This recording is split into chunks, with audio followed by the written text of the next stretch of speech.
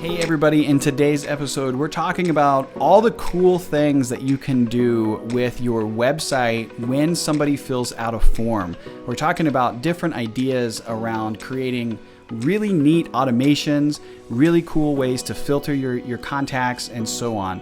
My name is John Aikin. I'm the CEO of Web Canopy Studio, and this is the Website Conversion Show.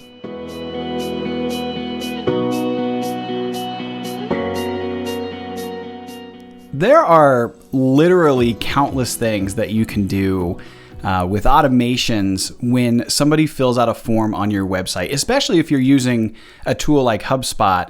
There are so many different things that you can have happen that just streamlines your entire marketing and sales operation from literally the get-go. So immediately like that, we can make a number of awesome things happen just by setting up the right kind of workflows, the right kind of automation on the back end of a form submission. And so what I want to walk through today are just the primary website automations that I like to run. This is for our own company, but we also see this with clients. These are recommendations that we have. And again, guys, this just scratches the surface. And so if we're thinking of all the different things that we could come up with, all the different things that we could do, there are really 10 that jump out to me that I would start with as a primary focus. Obviously, the first one goes without saying, like onboarding emails. What are our nurturing emails when somebody fills out a form? That experience is critical. There's an entirely separate content piece that we could talk about what those onboarding, what those nurturing emails need to look like. The primary focus here, though, is treating new contacts like they're a person. I see a lot of people go wrong here with follow-up emails and the content of those emails literally just asking people to buy or to book a call or to do stuff that they want them to do and to not really provide value. And so onboarding emails, we want to treat people like they're an actual person. We want to be kind to them. We want to give them more value before we just start saying, hey, look at me, look at all this stuff that I'm going to do that I want you to buy. But of course, form submission, triggering any number of things, the first thing we want to make sure we're thinking about is nurturing and onboarding and emails and what that sequence is like can be triggered immediately. Next, we want to talk about adjusting a lead score. You have all of the different criteria that you know you need. You have all the different kinds of ways that people can get qualified to get passed to the sales team or to just give us a list of the people that are the highest fit or the best fit leads inside of our database. Well, based off of the form submission, based off of what ended up happening in the questions that we're asking, I can populate the lead score, and I can give each person that fills out that form based off of the answers I'm seeking or the answers that they provide an elevated or a decreased score. What that does is it allows us to prioritize up and down the different leads that we have, and it allows us to start to group together people who are similarly, again, just by them filling out a simple form. So we can prioritize based off of lead score.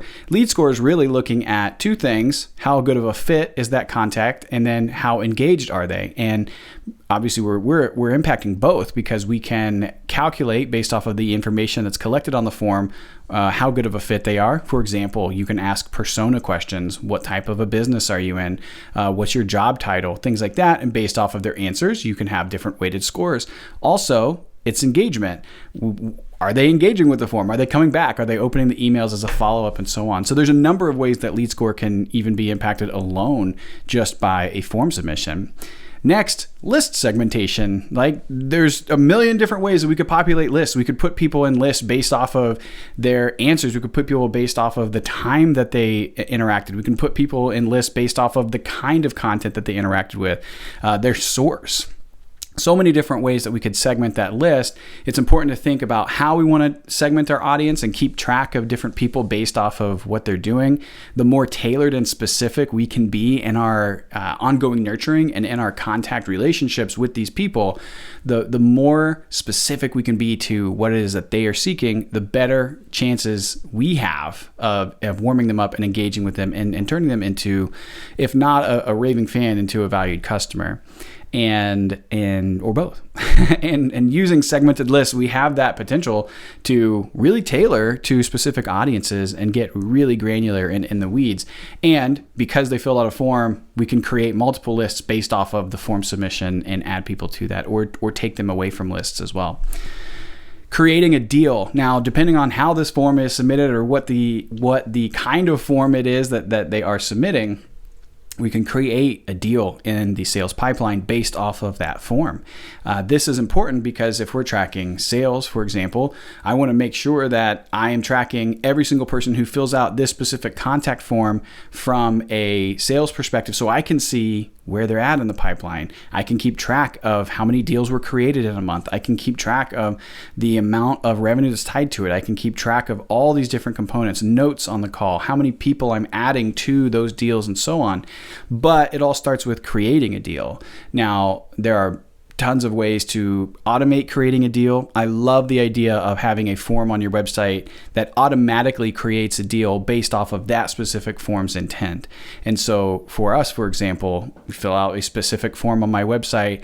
I'm immediately notified there's a deal created. There's all kinds of things that are triggered based off of that, so that we can just kind of take some of the manual tasks out of setting up a sales call. There's a lot of things that can really bog us down in that. And so creating that deal allows us to automate many of those things that end up slowing down or don't even get logged at all. I don't know how many people I've talked to that come to us with sales issues, and we find out that most of the salespeople aren't even logging all of the deals that they have, or they'll tell us, we have a 95% close rate because we're looking at the deals that are in their CRM and their pipeline, and they say, oh, we've got a 95% close rate. We close all of them, but they're not creating deals for people who don't end up moving forward, who don't end up booking that call initially. So in reality, someone filled out a form to talk to them. They never created a deal because it wasn't automated. They never manually went through and created it. At some point, that contact fell out, they went cold, whatever, and the salesperson just never logged the deal. So they inflated the actual sales statistic of saying they had a really high close rate because all of the leads that fell out were never even created in the first place. In reality, that salesperson has like a 15% close rate. So creating a deal allows you to track that information, allows you to see what's happening. Next, assigning contacts. This is a part also of creating a deal. You can assign a sales rep. You can assign somebody inside of your team to be tracking that contact. The way I see it is every single person who becomes a contact inside of my HubSpot portal, I need a person to be responsible on my team for that person. So each new lead that comes in, somebody's responsible for that lead. Any unassigned contacts means that those contacts are just kind of floating. If it's assigned to a marketing person, if there's a marketer who is in charge of all of our different sales all of our different emails and warming up audiences and MQLs and so on, I'm going to have that marketer assigned to that contact because it's the marketer's responsibility to get them engaged and to move up into a sales conversation. If it's a salesperson, I want that form submitted, assigned a contact, deal created, and so on. Next, I'm going to create sales tasks. You can create marketing tasks too, based off of these as well. But since we're kind of on the sales train, we'll kind of talk about that. Somebody fills out a form to book a call or to get a consultation or whatever it might be, form submitted, deal created, lead assigned to a person. And now we're going to create sales tasks for that particular person as well, for that salesperson. So personalized outreach, and that person has a sequence maybe or just some initial tasks that are triggered as, hey, don't forget to do these things. They're going to get a task to reach out on LinkedIn. They're going to get a task to give them a phone call. They're going to get a task to do a personal outreach. And maybe those are repeated over the next 2 weeks or so. So we can create tasks automatically via workflows, via automations once somebody fills out a form. Next, this is where it kind of gets pretty cool for me. I really like this stuff. I mean, the other stuff is cool too. I like doing that as well, but I really love the idea of creating a unique website experience based off of where people are at with their journey with your company and with what they've digested and engaged with. I think giving somebody a totally different experience from a first-time user, never heard of you, just came to your website for the first time. I'm getting so fired up about it, I'm hitting my microphone. Getting so excited about it. Their first-time visitor coming to your website, that experience is awesome. But if we could create this other piece, this other experience, it is so awesome and it's so valuable for the people who are working through the different pieces of content and your buyer's journey. So for example, my first time coming to your website, It might be more of your general public-facing kind of website. It might be information about you and so on. Lead generation component, I download a checklist or a guide or a template or something. Next, I'm in this email sequence and I click the link that goes to your website, and now it's tailored specifically to my persona of a marketing agency owner, of a website agency owner. And it talks about the pains of what it's like to be an agency owner. But that wasn't the experience that I had initially, because initially you talked more about just what it's like to be a CEO. And so once you found out what kind of industry I was in, your website actually starts to adopt that industry's pains, and you're giving me a different experience based on where I'm at specifically. That is next level stuff, and that's where you really start to create cool conversion opportunities and nurturing people. Next, retargeting audiences. Yes, people come in, they fill out a form, you're adding them to lists and so on. We talked about that. We can also add them to an audience that gets retargeted, that we can send ads to via Facebook, Instagram, Google display ads, you name it. We can create these cool retargeting lists of sending them the next kind of information. They signed up for they downloaded a checklist, you retarget them to get them to come to your webinar, to sign up for your event, to do these different things. And so now they're getting hit from a lot of different angles in different places, again, just because they clicked that button and they submitted a form. Next, updating forecasts. So back to the whole deals thing. We're filling out deals. A deal's automatically created. It's given to that contact. It's tied to the company, but there's a dollar amount tied to that. What that does is that creates a forecast inside of our sales pipeline, inside of our HubSpot reporting. And so now I actually have accurate reports of, oh my gosh, look, we had 3 new companies come in as leads that want to talk about buying our services. Our deals, our forecast of what we're going to close this month or this quarter, automatically updated just because those forms were submitted. There's a lot of technicalities to that, of course, and we're not going to get into that, but we have weighted percentages based off of what stage they're in, and you can even impact that based off of the form that they submit. So there's a lot of cool things here as well. And then lastly, again, we're just scratching the surface here, booking directly in a calendar. Every single time there is a point of contact, there's a point of friction. There's a seam in that marketing to sales handoff in that entire system. And when we create these seams, we're creating opportunities, losing opportunities with clients, but we're creating these opportunities where people fall away, where they don't take the next action.